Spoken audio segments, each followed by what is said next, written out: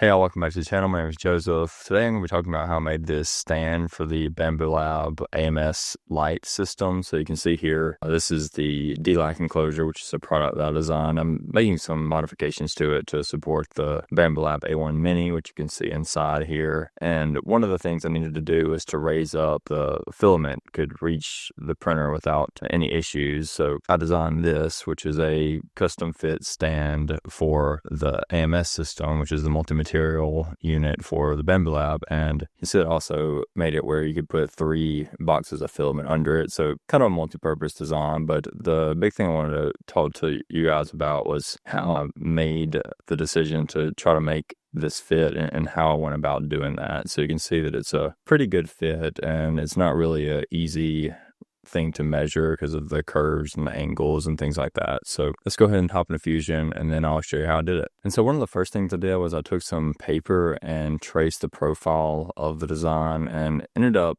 being that this wasn't a perfect trace, but it got me kind of going in the right direction. And then you can see here, initially the angle was all wrong, and then I gradually kind of got a little bit better. This is kind of just a base test to see if the adjustments I made fit the base okay, and then I just gradually kind of refined that into the final version, which was this. And as you can see, I wasn't printing the whole stand each time. I was printing just the part that I needed to kind of test the fit. And this was a really quick print because it didn't have any infill in it, and the reason I did that was because I just wanted to get a really quick kind of first iteration done to see if I was even close to the actual correct form factor, which I wasn't at this point. So that's just something to think about, is what is the minimal amount that you need to print to test if your fit is going to be okay, and then try to kind of go from there. And these really didn't take very long, and I didn't waste that much plastic just in general because these are pretty thin, but I was able to fine tune the print over time. All right, so this is the design in Fusion, and you can see the first thing I did here on the timeline was I brought in that picture that I showed you, and this is the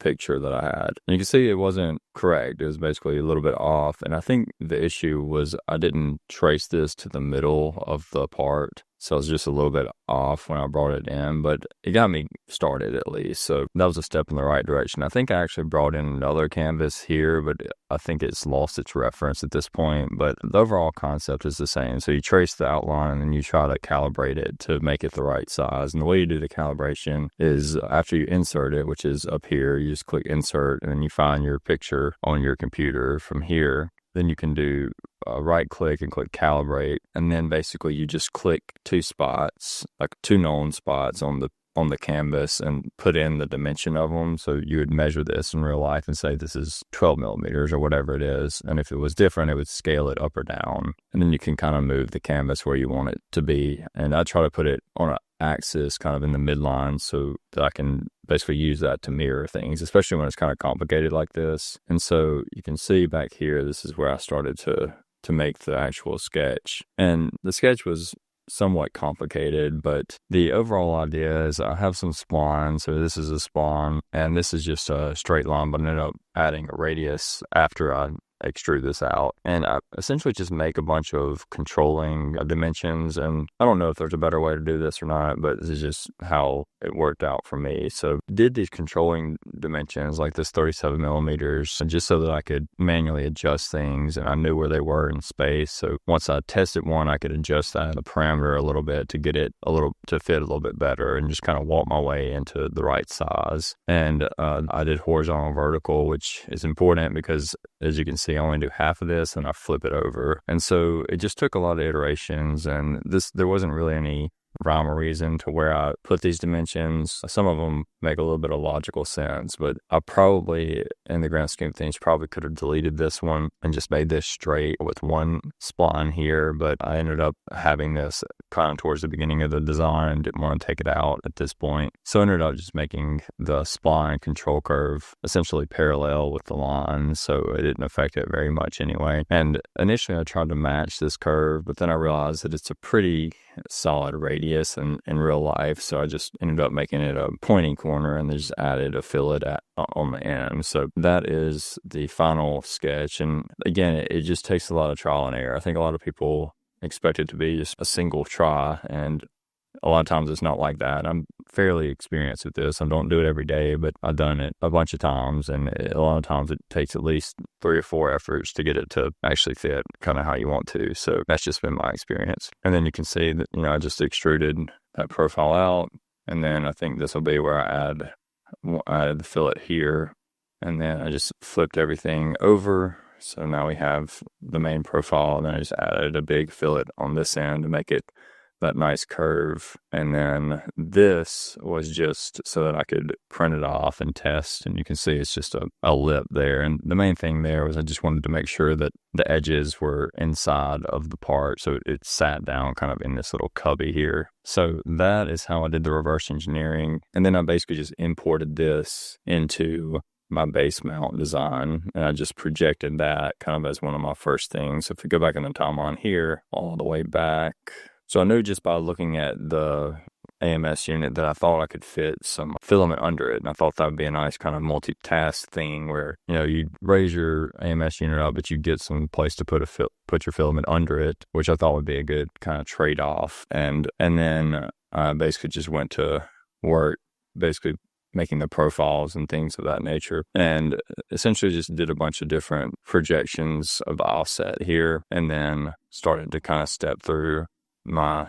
design. And the way I thought about this in general was I wanted to make it as sturdy as I can make it, but also doable on the AMS Mini, which is a smaller printer, and this is a fairly large size print. It's 220 millimeters, so even on the A1 or P1P, it'd be pretty hard to fit these on one. I think it would fit on one print bed, but on the A1 Mini, it definitely would not. So I knew from the beginning I'd have to split it, and the whole purpose was to make this compatible with the A1 Mini, since that's what I'm making the adoption for the enclosure for. So the idea was just to have a place where the AMS unit could kind of sit up here and be relatively secure. So I thought that, I could make these little columns and then try to make it look halfway decent. And then I knew to kind of reinforce it, I would probably need to join these. So I ended up making that into like a little cubby. So, and then here's where I made the slots. And I'll have a short form video of assembling this out shortly. So I did the split here, and then I made the slots, which I've shown a couple of times in the past, but thought they worked out really well here. And one of the things that I want to emphasize, which I haven't really done so in the past, is one of the reasons that I chamfer this, which I'll show here in a second. So I'll do my little cutout here. The reason I do this, or one of the reasons, is that you can print this upside down now without support. So this is going to be the bottom, and then I'm going to split things here. So this is going to be the top of one of the prints, and this is going to be 2 pieces that are joined together. And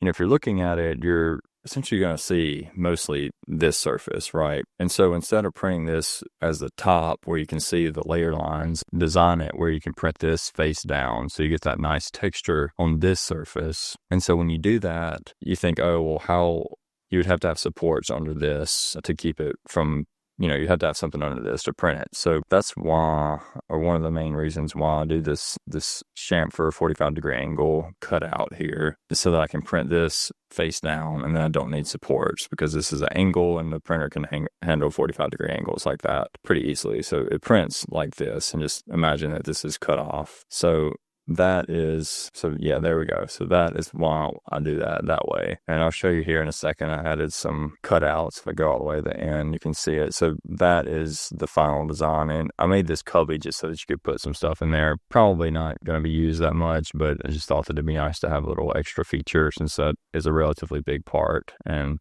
thought it made it look a little bit better. And so some other things I did here, since I'm kind of towards the end of this design, I split the parts in half, and then I added the hexagons here. Again, I've talked about this in the past, but the main reason I like hexagons for supports is you can print them on the side, and then the layer lines are going sideways, which is stronger than printing them like as a column or something like that, where you print the layer lines kind of stacked on top of each other. And generally speaking, they're pretty easy to constrain, and just in general, a pretty simple shape to work with in 3D printing. So that is the base design. And then up here, I added these little cubbies where everything kind of slot in, so that you can see there that has a little cut out, and that's where this part will sit down and kind of clamp into place. And I'll be the first one to say that this is not the most sturdy thing ever, but I think with the filament under it, it won't shake that much. If it does, it'll kind of bump into the filament, which should kind of hold it in place. And when you put the weight on this of the AMS unit, it'll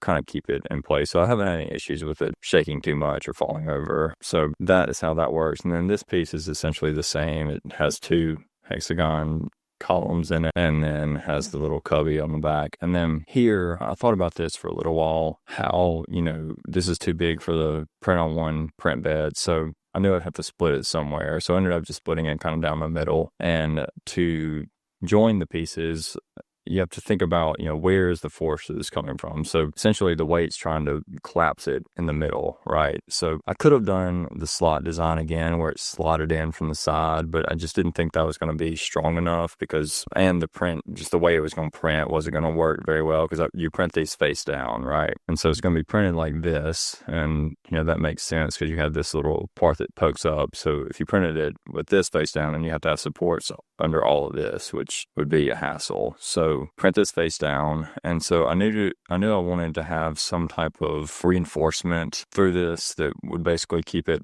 in place. So I ended up going with this basically dowel system, and it turned out pretty well. In the short form video, it was a little difficult to put these in, but I ended up forgetting to put any tolerance on that. So I fixed these to where they should fit a little bit better, but they fit nice and flush. And I think it turned out pretty well overall. And it's kind of even hard to see once you get them pushed in all the way. I thought that this was the most obvious way to make it nice and strong. And once these are in there, it's locked in there pretty good. So I thought overall it turned out okay. So I just wanted to take y'all through that and let me know, if you have any questions. The files will be available for free in my school community, and I'll also post them on Maker World. So just look up 3D Sorcerer, which is my brand, and I'll have those on that profile. It'll be linked down in the description below, and you can download it and test it out. And if you want an enclosure, consider checking out the DLAC. I'll have some more videos coming up soon about some modifications I made for it to be compatible with the Bambu Lab A1 Mini in particular. So thanks for watching, and see you in the next one.